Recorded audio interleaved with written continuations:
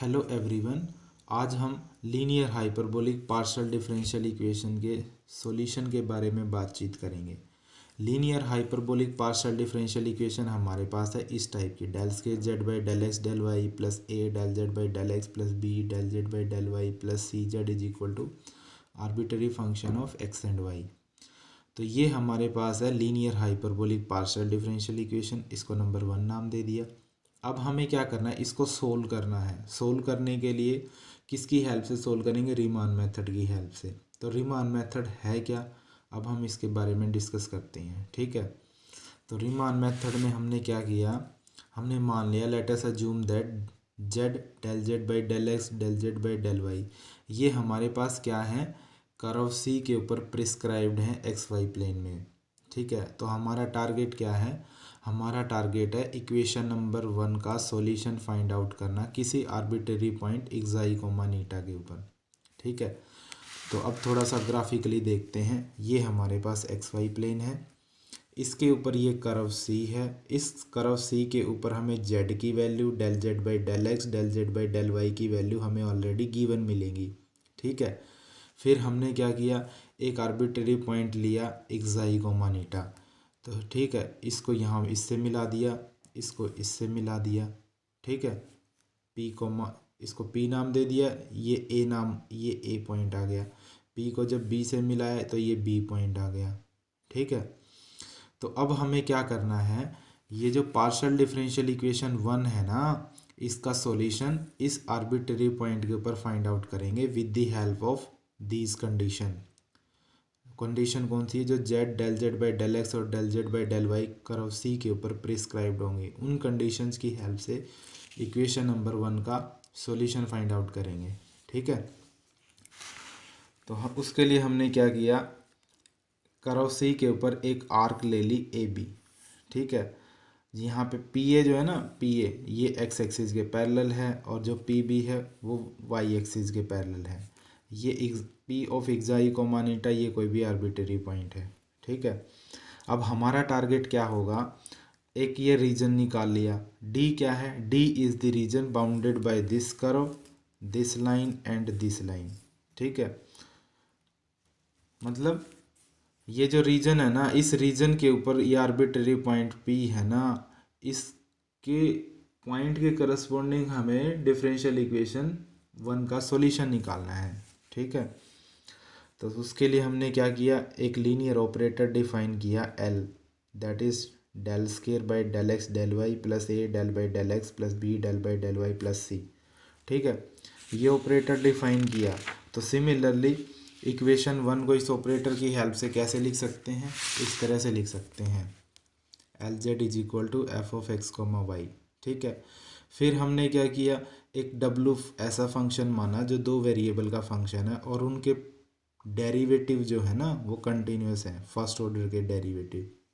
तो therefore W into L Z की value क्या होगी, जो एल जेड है उसको डब्लू से मल्टीप्लाई कर देंगे। ये इसको इक्वेशन नंबर 2 नाम दे दिया।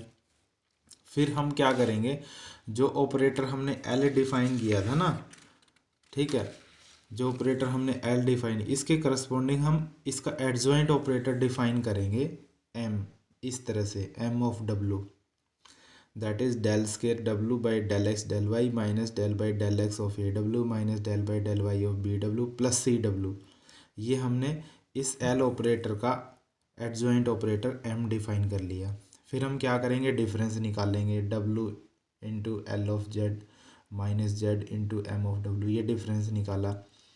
तो यहाँ पे क्या कर दिया, एल ऑफ जेड की वैल्यू पुट कर दी, डब्लू एल जेड की वैल्यू ये रही, ये यहाँ पुट कर देंगे, जेड को इसके साथ मल्टीप्लाई कर देंगे और डिफरेंस ले देंगे, तो ये एक्सप्रेशन आ जाएगा हमारे पास। ठीक है, फिर हमने उसके बाद क्या किया, यहाँ से ये फर्स्ट टर्म रख ली और ये वाली टर्म इसके साथ एडजॉइन कर दी, इसके साथ ज्वाइन कर दी।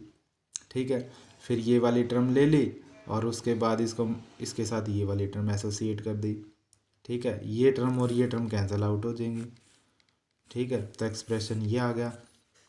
अब हमने क्या किया, इस एक्सप्रेशन में ना del Z by del x into del डब्ल्यू बाई डेल वाई ये टर्म ऐड भी कर दी इस टर्म के अंदर और सब्ट्रैक्ट भी कर दी। ठीक है, और ये बाकी 2 टर्म इसको हमने कन्वर्ट कर दिया, ये किसका पार्शियल डेरिवेटिव बन जाए, ये complete expression partial derivative of x है ए डब्ल्यू जेड का, और ये किसका पार्शियल डेरिवेटिव है, ये पार्शियल डेरिवेटिव वाई के रिस्पेक्ट में है बी डब्ल्यू जेड का। ठीक है, तो इनको कॉम्पैक्ट फॉर्म में लिख दिया पार्शियल डेरिवेटिव की टर्म्स में, इसको इस तरह से लिख दिया, इस टर्म को इस तरह से लिख दिया।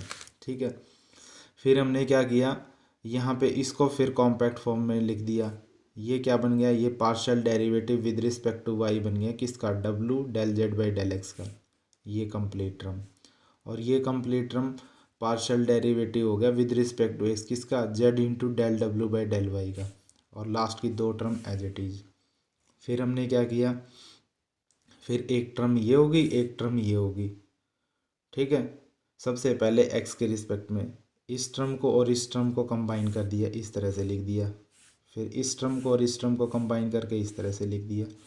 फिर इसको यू नाम दे दिया, इसको वी नाम दे दिया, तो ये del u by del x हो गया plus del v by del y हो गया। ठीक है, फिर हम क्या करेंगे, ग्रीन थ्योरम अप्लाई करेंगे दोनों साइड डबल इंटीग्रल ले लिया, लेफ्ट हैंड साइड हमारे पास इसका डबल इंटीग्रल हो गया, ये डबल इंटीग्रल ओवर डी। ठीक है, दो बार integration D X D Y, और ये राइट हैंड साइड इसका डबल इंटीग्रल हो गया। यहाँ हमने ग्रीन थ्योरम अप्लाई कर दी, तो ये रीजन डी के ऊपर हमें डबल इंटीग्रल इवेल्युएट करना था, उसको लाइन इंटीग्रल में कन्वर्ट कर दिया। Line integral P of A B P u D y, यहाँ से u D Y minus we D x. फिर हमने क्या कर दिया, ये जो लाइन थी ना पी ए बी पी को लाइन में ब्रेक कर लिया। इसको कैसे, पी ए बी पी ये लाइन थी।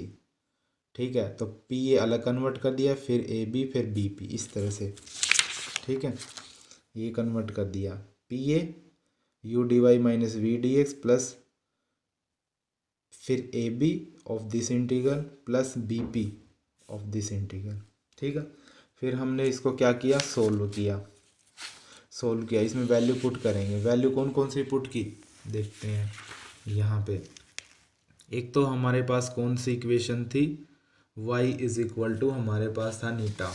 ठीक है, ये y इज इक्वल टू नीटा था, तो dy इज इक्वल टू 0 होगा, इस लाइन के अलॉन्ग वैल्यू पुट कर देंगे एक्सप्रेशन में। फिर अगर जब हम इस लाइन की बात करेंगे पी बी के along x is equal to एक जाइए तो d x is equal to 0 हो गया, ये वैल्यूज़ हम यहाँ पुट कर देंगे। ठीक है, यहाँ पुट कर दी हमने, पुट करने के बाद हमारे पास एक्सप्रेशन बन गया ये। ठीक है, क्योंकि डी वाई 0 था तो इसमें पुट कर दी, डी वाई की जगह पे 0, ये एज इट इज रहेगा। इसमें क्या था, इसमें डी एक्स वाली टर्म्स थी, वहाँ 0 पुट कर दिया। ठीक है, तो एक्सप्रेशन सिंप्लीफाई हो गई, फर्स्ट टर्म ये आ गई, लास्ट टर्म ये आ गई, second term as it is रही। फिर हमने क्या किया, इस टर्म को पहले लिख दिया, फिर ये टर्म लिख दी और ये टर्म लास्ट में लिख दी। फिर हम क्या करेंगे, हम इसकी वैल्यू निकालेंगे, integration P to A v D x, इस लास्ट वाले की वैल्यू निकालेंगे। लास्ट वाले की वैल्यू निकालने के लिए वी की वैल्यू हमारे पास जो आई थी ना, वी की वैल्यू वापस पुट कर दी यहाँ पे। ठीक है, फिर इसको सिंप्लीफाई करेंगे, इंटीग्रेशन इस टर्म का अलग से इंटीग्रेशन करेंगे, इसका अलग से कर दिया। ठीक है, करने के बाद ये टर्म एज इट इज रखी, इसको by part integration by part से सोल्व किया। ठीक है, डब्ल्यू as it is first function मान लिया, सेकंड फंक्शन इसको मान लिया, इसका इंटीग्रेशन हो गया। फिर ये लिमिट अप्लाई कर दी माइनस। ठीक है, अब डब्ल्यू का डेरिवेटिव डेल डब्ल्यू बाई डेल एक्स और सेकंड फंक्शन का इंटीग्रेशन जेड, ये बन गया हमारे पास। ठीक है, अब सिंप्लीफाई करने के बाद इसको सिंप्लीफाई करो। ठीक है, ये टर्म हमने पहले लिख दी। ठीक है, और प्लस इस टर्म को और इस टर्म को कंबाइन करके इस तरह से लिख दिया। ठीक है, तो फिर हमारे पास इसकी वैल्यू क्या होगी, इसकी वैल्यू ये आ गई इक्वेशन नंबर 6 में। फिर इक्वेशन नंबर 6 की वैल्यू को हम ये वापस वैल्यू यहाँ पुट कर देंगे, ये इक्वेशन नंबर 5 है, पुट कर दो और इसको सिंप्लीफाई करो, ये पुट कर दी इसकी वैल्यू। ठीक है, फर्स्ट और सेकंड टर्म, ये first second term as it is रहेगी, लास्ट वाली टर्म चेंज हो जाएगी, ये फर्स्ट सेकंड टर्म, ये लास्ट वाली टर्म की वैल्यू पुट कर दी। पुट करने के बाद फिर इसको एसोसिएट कर दिया और सिंप्लीफाई कर दिया। ठीक है, इसके अंदर क्या है, इसके अंदर u और v की वैल्यू भी पुट कर दी। देखो यहाँ पे u की वैल्यू नहीं है, यहाँ v की वैल्यू भी नहीं है, तो सिर्फ u और v की वैल्यू कहाँ पे आ रही है, एक यहाँ आ रही है, u की वैल्यू पुट कर दो, और v की वैल्यू कहीं आ रही है, कहीं नहीं आ रही है। ठीक है, तो ये u की वैल्यू यहाँ पुट कर दो, ये पुट कर दिया। v की वैल्यू भी देख लो कहीं पे पुट हो रही है तो वहाँ पे पुट कर दो। इस एक्सप्रेशन में देखो कहाँ पे आ रही है, ये देखो ये रहा, यहाँ u की वैल्यू पुट कर दो, यहाँ v की वैल्यू पुट कर दो, यहाँ u की वैल्यू पुट कर दो। पुट करने के बाद ये एक्सप्रेशन ये बन गया हमारे पास। ठीक है, ये एक्सप्रेशन बन गया। फिर इसको हमने इस तरह से लिख दिया, ये सिमिलरली जो ये एक्सप्रेशन बना ना, बस हमने इस तरह से लिख दिया इसको। ठीक है, इस तरह से लिखने के बाद अब हम इसके ऊपर कंडीशन अप्लाई करेंगे। कंडीशन कौन सी होगी, ये कंडीशन अप्लाई करेंगे, ये वाली। हम W को इस तरह से चूज करेंगे कि W ये सारी कंडीशन सेटिस्फाई करे। M ऑफ W 0 हो, del W by del x BW हो। ठीक है, y is equal to eta के लॉन्ग इस कर्व पे, इस लाइन के लॉन्ग, और फिर x is equal to xi line के लॉन्ग इसकी वैल्यू ये हमने कंडीशन मान ली। W at point P is equal to 1 है। ये सारी कंडीशन हमने कहाँ अप्लाई करी, ये सारी कंडीशन जो थी ना वो हमने इक्वेशन नंबर 7 में यहाँ पुट कर दी, ये सारी कंडीशन। तो इक्वेशन नंबर 7 सिंप्लीफाई हो गया, हमारे पास आ गया ये इस तरह से। ठीक है, ये इस तरह से सिंप्लीफाई हो के आ गया। तो इसमें सिंप्लीफाई करने के लिए मैं आपको बता दूं। ठीक है, यहाँ पे वैल्यू पुट करेंगे, इसकी वैल्यू पुट कर दी, यहाँ पे वैल्यू पुट कर दी।